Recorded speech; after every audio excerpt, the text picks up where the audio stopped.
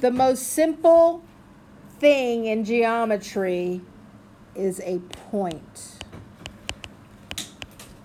And when we're naming a point, like let's say we have a plane here, and there's a line on it, and you have an A and B, and let's say there's even a C out here. Well, those are 3 points on that plane, and you name them by putting a little dot in front of it, and you put the letter after it. And that just is a place in that line. It's just you can't even draw a point. They're so small. You know, they're the tiniest things. It's just like it just shows location. Okay? So you guys are probably familiar with that. The next thing we have is a segment. And so on a segment, let's say I have a line, and I have A and B on the line, right? A segment AB or segment BA is the distance between A and B. It stops. It goes from A to B and stops. It doesn't go to infinity and beyond. Oh. The next one is a ray. And if we have that same line, AB, here we've got a little bit of an issue. I'm going to draw that line twice. Same line, same points. If I have ray AB,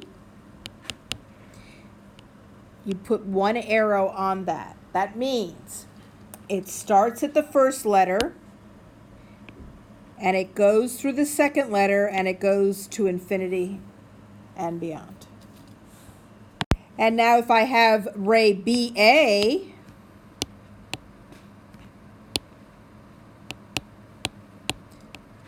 you start at B, go through A.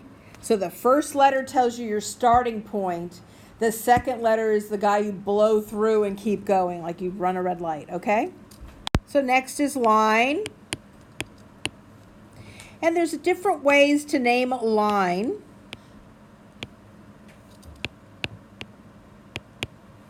Let's even put a C here.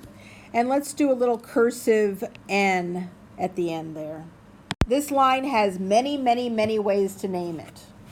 I'm thinking about, I don't know. We'll have to list them. First of all, if it has a lowercase cursive letter, it's line N.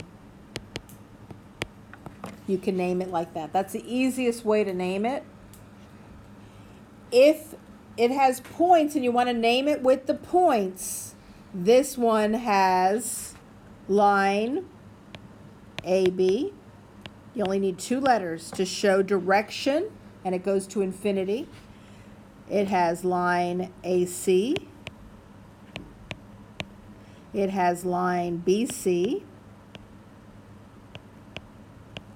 And it has all those 3 in reverse. BA,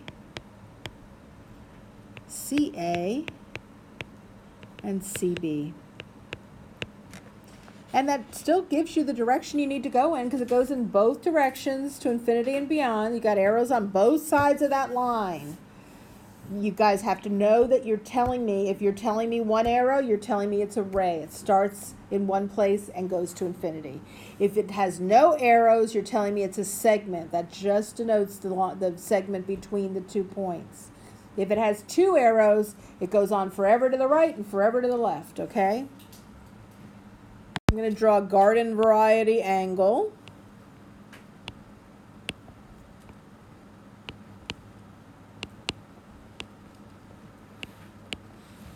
And does anybody know how to name that angle? How many ways we can name that angle? The angle I want is this elbow, this little corner right here, right? So we have 3 ways to name it, and only 3 ways. And later on, it's going to get less than that, okay? In this case, you've got to tell it where it starts, where the elbow is, and where it ends. So how can you name it? ABC is a good one. Angle ABC. If I start at C, it's still the same angle, right? it can be angle CBA. Why does B have to be in the middle? Because it is in the middle. Because it's already in the middle. It's the elbow of the angle. It's a vertex of the angle. It's where it takes a turn to go in another direction. So it has to be in the middle. The other two can be interchanged and it's still okay. That little thing with an arc through it means angle. And that's a big boy and girl way to do it. Usually they don't do that in geometry, but I go ahead and tell you because you're going to see that in trig and pre-cal, okay? There's one more way to name this angle. Does anybody know what it is? ACB. No, you can't do that because that's this angle. ACB would be A to C to B, which would, would be this angle right here, which you don't want that. It's just with one letter. B. Angle B. You can name it by the elbow or the vertex if it's a non-complicated picture. Guess what I'm going to draw now? A complicated picture. Got it. Wow.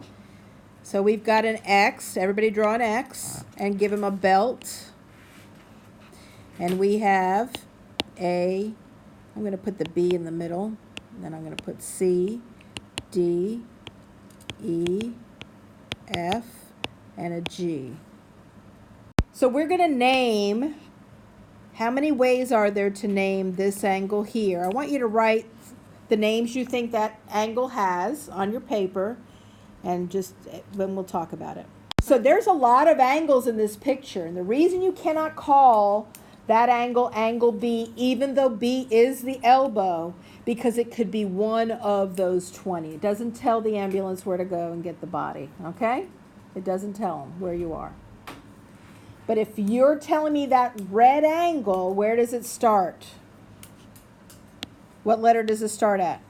That red angle. A. A. And what's the elbow? B. B. And where does it end up? G. F. Oh. Yeah. It ends up at F. And then you can reverse that. You can start at F.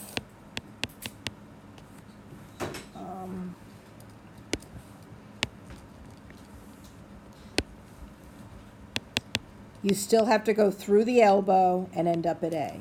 It's still the same place. If I were to tell you to stand on angle ABF or FBA, you would know where to go. So when a picture is complex, the way to name the angles goes down, not up. You would think it would go up because it's a complicated picture, so you would have more ways to deal with it, but it will not tell you that angle, okay? Does everybody understand how to start? Go to the elbow. Elbow in the middle. Just like in your arm, elbow's in the middle. That letter has to be in the middle. If you were to tell me AFB, it would be this angle right here. That angle right down there, and that would not even be on the picture. Don't use it. You and your friend are eating ice cream. Another person shows up and orders ice cream. Are you going to sit with them? You probably don't even know them, right? Well, G is just this wandering guy in the middle of nowhere. He's not part of the angle. He's not he's not on a boundary of the angle. Now, if I were to ask you to find me this angle here, G would be involved. Mm-hmm. It would be ABG or GBA because it starts at A, goes to G, and then goes to B and goes to A. And let's draw the same picture. Not in yellow.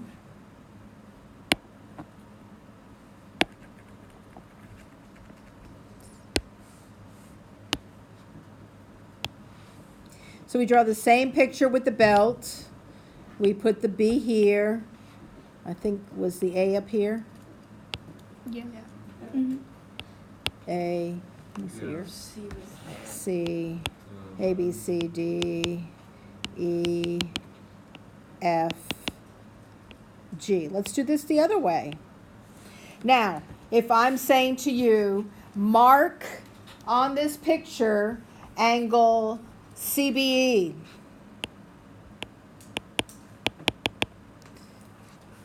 Where am I going to mark? It's technically just the opposite. So Right down here. It would be right there. You go from C to B to E. Okay? Is that what you're kind of asking? No, I'm asking. Okay? So different arrows will show you whatever angle it stops at. Wherever it stops, that's just that little angle. So those are two angles that are actually next to each other. And they're called adjacent angles, just like my classroom is adjacent to Miss Brown's. We share a wall if you don't pay attention to the closet. All right, we share a wall and they're next to each other. So they're adjacent. Angles that are adjacent share a side. Okay, and we'll learn about that later. When I draw a plane,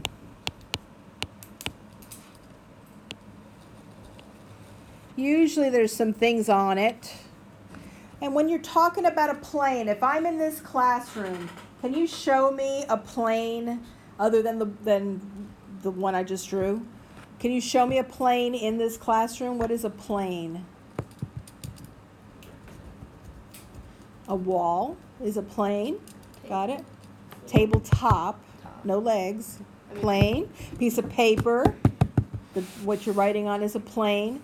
But there's no real way to draw a plane, because what happens to that plane? What does it do? It keeps going in all directions. So if I were to draw, I can't draw an infinite plane, because I would, you'd be like 3 weeks from now, I'd still be drawing it. And then you'd be like, are we going to learn anything else, Miss Medlin, right? No, very important. So, This is very important information. Yeah. So that plane goes down Sardis Road in both directions, and it keeps going. Mm-hmm. I'm going to put some stuff in the plane. Let's say I put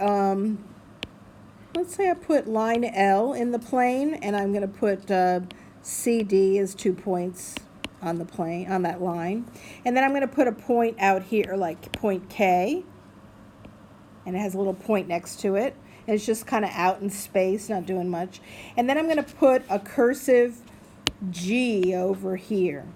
A cursive letter in an area denotes a name. Is that D or B?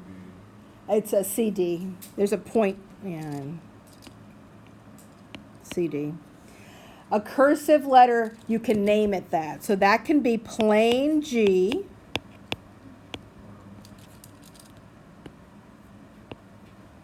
Plain G.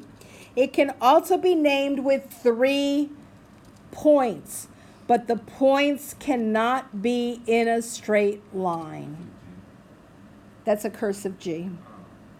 It'll be cursive. You're going to see cursive letters on your pictures. And the points cannot be in a straight line. Why is that? Let's put a third point up here. Let's put an H up here. Everybody see 3 points? If I were to put...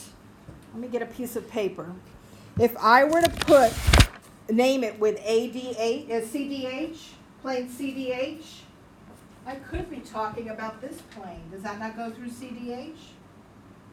Or this plane? How many planes could go through CDH? Infinite number of planes. So again, ambulance isn't going to get to you. You don't know where they are, okay? You don't know where they are on the map. Here, if you're going to use 3 letters, they have to be non-collinear. What is a coworker? One that works with you. Somebody who works with you.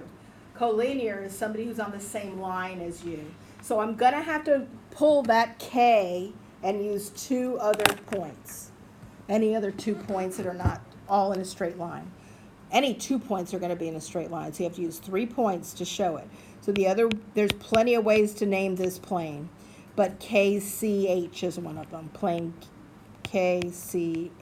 Everybody see that? If it gives you a cursive letter, name it that, please, because then you won't make any silly mistakes.